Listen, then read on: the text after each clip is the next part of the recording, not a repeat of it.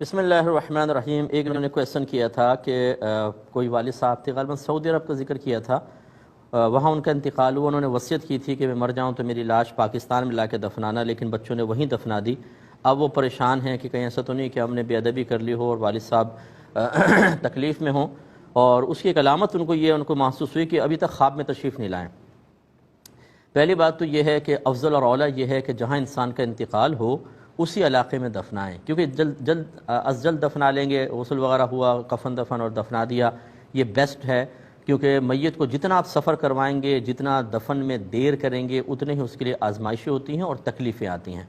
جب آپ یہاں لے کر آتے ہیں تو ایسے تو نہیں لاش کو بھیج دیں گے، اندر سے اس کا پوسٹ مارٹم کیا جاتا ہے، ہر اس چیز کو باہر نکال دیتے ہیں کہ جس کے سڑنے سے فوراً بدن جو ہے وہ سڑ جائے گا، گل جائے گا، تو اندر آنتیں وغیرہ سب سے پہلے نکالی جاتی ہیں، تو پوسٹ مارٹم لازم ہوا۔ اگر مرنے والے کو پتہ ہونا کہ مرنے کے بعد جب میرا پیٹ چیرا جائے گا اور یہ سب چیزیں نکالی جائیں گی کس قدر تکلیف اور اذیت ہو، کبھی بھی وصیت نہ کریں۔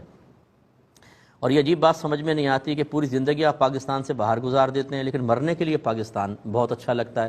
یہ کیوں اچھا لگتا ہے؟ پھر آپ وہیں پہ دفن ہو جائیں، کوئی مسئلہ نہیں ہے، اور شرعی طریقہ بھی یہی ہے۔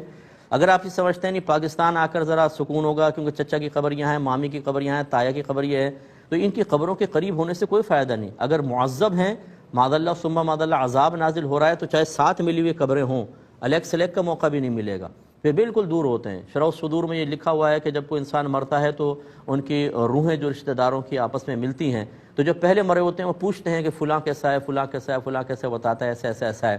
ایک کے بارے میں پوچھتے ہیں کہ فلاں کیسا ہے، وہ کہتا ہے وہ تو مجھ سے پہلے مر گیا، کہ یہاں نہیں پہنچا، وہ کہتے ہیں یہاں نہیں پہنچا، وہ کہتا ہے اچھا اس کا مطلب اس کو عذاب ہو رہا ہے۔ تو یہ تو مطلب یہ کہ یہ سوچنا کہ شاید وہاں جا کر ایسا ہوگا اور راحت مل جائے گی، ایسا نہیں ہے۔ کہیں پر بھی آپ ہوں آپ کی روحیں مل سکتی ہیں، اور کہیں سے بھی دعا کی جائے، ہزاروں میل دور ہوں، دعائیں پہنچتی ہیں، اس کا فائدہ ہوتا ہے، برکت ہوتی ہے۔